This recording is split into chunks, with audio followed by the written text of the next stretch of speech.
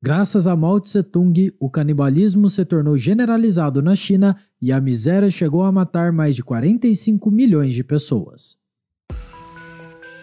Este é o Visão Libertária, sua fonte de informações descentralizadas e distribuídas. Esse artigo foi escrito por historiador libertário, revisado e narrado por Coreia com K. Mao Tse-tung, um dos piores ditadores da história da China, fez exatamente o que Karl Marx e Friedrich Engels defendiam em seus manifestos: a abolição da propriedade privada, a estatização e coletivização forçada das terras agrícolas, a segregação social entre revolucionários e inimigos da Revolução Socialista, o ataque às instituições consideradas burguesas como a família e um planejamento central implementado com mãos de ferro e muita insanidade, que ocasionou dezenas de milhões de mortes por fome e repressão estatal. Esse foi o maior êxito do socialismo, que de fato funcionou muito bem nas terras chinesas. Ainda hoje, é triste saber que inúmeros professores esquerdistas que defendiam as ideias marxistas sequer citam o genocídio promovido por Mao e seus asseclas. Seu governo de caráter totalitário colocou filhos contra pais e alunos contra professores, numa das mais mortíferas revoluções políticas da história humana. As estimativas de mortos pelas políticas socialistas de Mao chegam a incríveis 70 milhões de pessoas. Só para se ter um parâmetro, se compararmos as mortes na China com os massacres que Hitler orquestrou no Holocausto na Europa, os nazistas perdem feio. As estimativas dos extermínios em massa perpetrados pelos nazistas estão na casa dos 6 milhões. Claro, isso sem contar com a Segunda Guerra Mundial, que não foi apenas um massacre do Estado alemão, mas um massacre geral comandado por vários governos, desde a Itália fascista, o Japão, a União Soviética, os Estados Unidos, inclusive, que soltou 2 bombas atômicas nas maiores cidades japonesas, além de outros. Mao Tse-tung nasceu em 26 de dezembro de 1893, um dia após o Natal, na cidade de Shaoshan. Apesar da data próxima ao que conhecemos como o nascimento de Jesus Cristo, Mao certamente foi um verdadeiro anticristo na Terra. Alguns dos relatos biográficos sobre o ditador dizem que Mao nasceu em família de camponeses, tendo uma infância bastante pobre. No entanto, outros relatam que seu pai, Mao Yiqian, era um fazendeiro rico. Algumas referências ainda revelam que Mao teria vivido numa família feliz e harmoniosa, com pais atenciosos e protetores. Porém, outras histórias dizem que seu pai era um homem bruto e violento que chegava a espancar seus parentes. É estranho essas diferenças nos relatos, já que é bem provável que o ditador pode ter coagido alguns biógrafos e historiadores a falarem o que ele desejava. Então, não se pode acreditar piamente em nada do que é dito, já que todas as histórias são incertas. Mao se dedicou aos estudos, se tornando professor de formação. Mais tarde, mudou para Pequim, onde conseguiu um emprego na biblioteca da universidade local, e foi assim que ele entra em contato com as ideias comunistas através de Li Dazhao, que era o cofundador do Partido Comunista Chinês, o PCCH. À medida que o Partido Comunista foi crescendo, Mao foi se beneficiando e ganhando importância. Posteriormente, com a criação do Exército Vermelho do partido, Mao se tornaria o primeiro comandante. Mao tentou fazer diferente dos planos quinquenais de Stalin na União Soviética, que era focado no processo de industrialização rápida do país, e escolheu por uma revolução de cunho camponesa. De toda forma, como todo planejamento central socialista impede a criação de um genuíno sistema de preços no mercado, os 2 projetos, tanto o chinês quanto o soviético, foram fracassados, cada um à sua maneira. Foi em 1º de outubro de 1949 que começaria o Inferno Vermelho na China, com o nascimento do novo Estado comunista, a República Popular da China. Assim, Mao se tornaria um dos mais poderosos homens desta terra, além de instaurar um império de crueldade e miséria. A missão não era fácil, pois a China tinha enormes problemas econômicos e sofrera muito durante a Segunda Guerra Mundial com a invasão japonesa, que exterminou e oprimiu boa parte da população. Mao iria centralizar todas as decisões políticas em suas mãos e perseguir qualquer dissidente de seu regime. Consequentemente, os confiscos de terra começaram, as prisões foram frequentes e em grande escala, as execuções aos montes, além dos incontáveis casos de fome e canibalismo. No ano de 1958, Mao criou um plano, o Grande Salto para Frente. Não passou de uma tentativa fracassada de reorganizar a economia, mas foi algo totalmente contraproducente, o que apenas gerou mais escassez e institucionalizou a fome na Grande China. Mao chegou ao ponto de obrigar os camponeses a substituírem suas atividades agrícolas para fabricar aço em fornalhas de fundo de quintal, com qualquer matéria-prima que tivessem acesso, usando então suas próprias ferramentas. As pessoas ainda tiveram que queimar os próprios móveis para acender fogo em fornos caseiros. A consequência? O que restou das safras dos campos não pôde ser colhido, pois a população teve que ficar em casa produzindo aço. Com o ego inflado, como todo ditador arrogante e prepotente, Mao jamais admitiria seus erros, não dando um passo para trás em seus planos mirabolantes.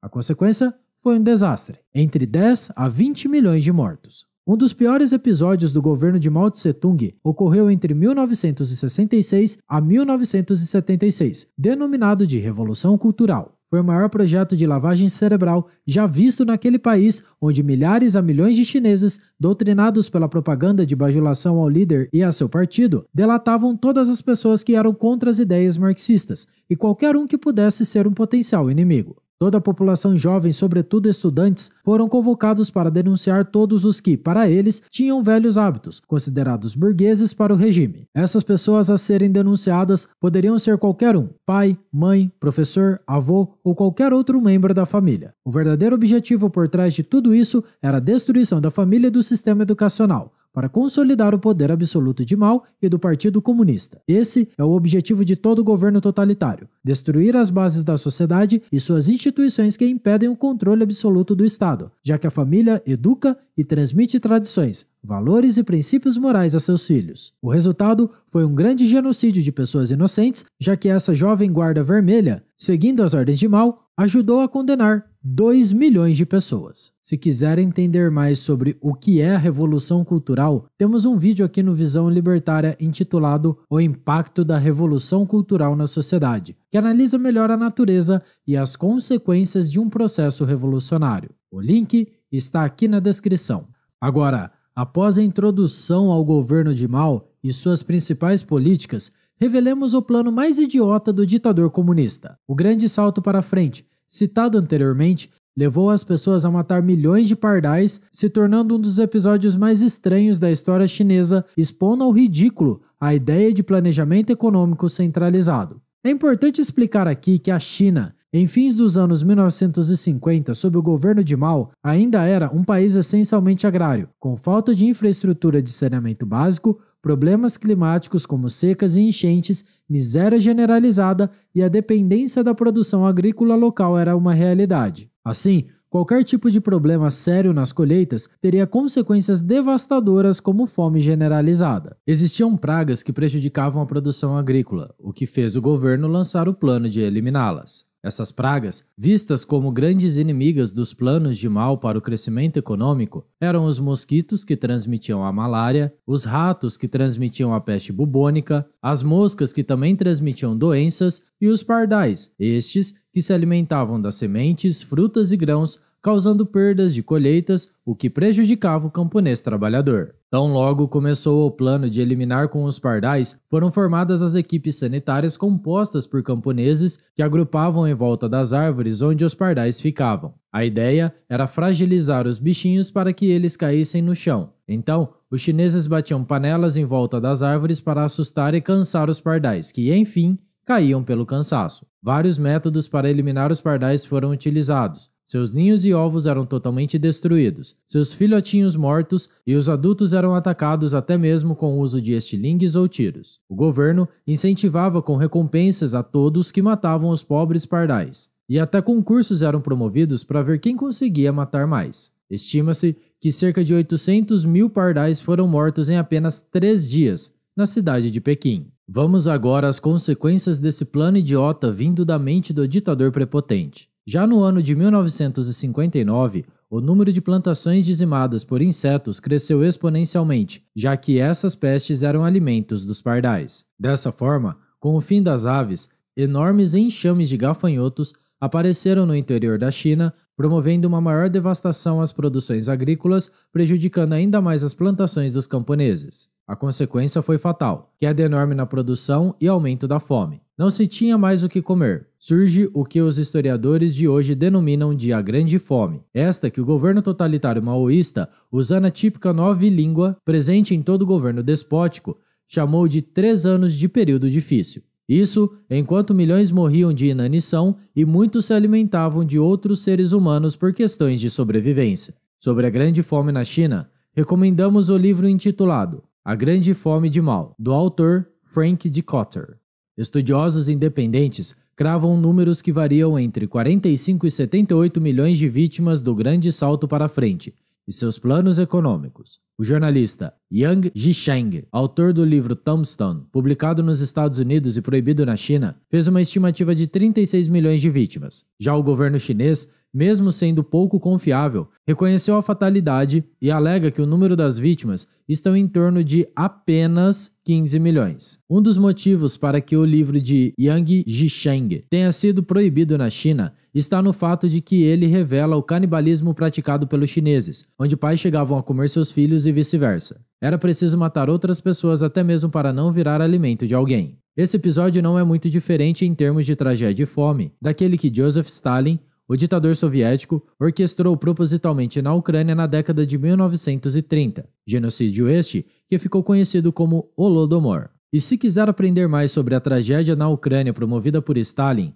assista o vídeo intitulado A Sombra de Stalin retrata o horror do Estado soviético, aqui no Visão Libertária, link na descrição. Yang Zhisheng detalha todo o horror do canibalismo na China. Citação: as pessoas morriam e a família não enterrava, porque ainda podiam receber suas cotas de comida. Mantinham os corpos na cama e os cobriam, e os cadáveres eram comidos por ratos. As pessoas comiam cadáveres e lutavam pelos corpos. Em Gansu, eles matavam pessoas de fora. As pessoas me disseram que estranhos passavam e os matavam e comiam, e eles comiam seus próprios filhos. Fim da citação. Alguns esquerdistas e relativistas morais podem achar que Mao não tinha conhecimento do que estava acontecendo, ou se lamentarem ser uma tragédia não prevista. No entanto, a grande verdade é que enquanto dezenas de milhares de chineses morriam de fome e se alimentavam de seus parentes, milhares de sementes e grãos que eram destinados pelo governo para cumprir as metas de exportação do país lotavam os armazéns gigantescos, tudo sob o silêncio do governo totalitário. Ainda assim, essa tragédia não é exposta pelos professores marxistas e socialistas, que negam grande parte da história do século XX, já que não é de seu interesse. É tudo sobre narrativa ideológica e controle mental de seus alunos. Nada sobre a verdade. Por isso, preferem negar a realidade para viver em suas bolhas ilusórias de mentiras e devaneios. A realidade é a melhor inimiga dos comunistas e socialistas. O maoísmo, como o marxismo e o progressismo, se tornou uma religião. Nada poderia ser questionado e o líder era ainda usado e visto como infalível. Tudo era permitido desde que levasse à utopia igualitária. Para Mao, tudo era mero recurso a ser utilizado pelo Estado, enquanto se culpava o capitalismo pelos problemas econômicos e sociais, e a tragédia na China, a opressão e o genocídio eram ignorados. Uma coisa interessante de se constatar: atualmente na China, o pardal se tornou uma espécie protegida pelo governo. Caçar e consumir pardal é considerado um crime grave, caso algum cidadão matar mais de 20 desse pássaro. Um caso notório saiu na mídia em 2017. Um homem chamado Wang foi preso na província de Zhejiang após ter matado cerca de 44 pardais. Ele estaria com fome, sendo compreensível num governo socialista e autoritário, e após andar por um campo cheio de pardais, ele teria usado uma rede para matá-los. Em outro episódio, cerca de 36 pessoas foram presas em Pequim por estarem vendendo pardais, incluindo também proprietários de restaurante que tinham a iguaria no cardápio. O economista austríaco Friedrich Hayek já dizia que o conhecimento sempre está disperso na sociedade, sendo impossível o planejamento central eficiente feito por uma pequena casta de políticos e burocratas, mesmo que suas narrativas sejam bem intencionadas. E considerando as grandes e complexas sociedades do mundo inteiro, com dezenas e centenas de milhões de habitantes, é extremamente impossível que um ditador ou um grupo de políticos consiga ter acesso a tanta informação dispersa a ponto de ter êxito em planejar e reorganizar a economia de forma inteligente e eficaz. A economia é feita por todos os que participam dela, e só o indivíduo para saber o que ele precisa e em qual momento. Além de que, empreender é sobre inovar e buscar boas soluções que atendam às demandas das pessoas, além de criar facilidades, algo que o governo nunca terá o incentivo de fazer, já que se beneficia do parasitismo, da burocracia e da corrupção. Obrigado pela sua audiência. Se você gostou e só se você gostou desse vídeo, clique no ícone de curtir abaixo e compartilhe em sua rede social. Agora, se deseja ser notificado de outros vídeos, inscreva-se aqui no canal e depois clique no ícone da campainha. Escreva artigos você também. Acesse visãolibertaria.com. Até a próxima e tchau, obrigado!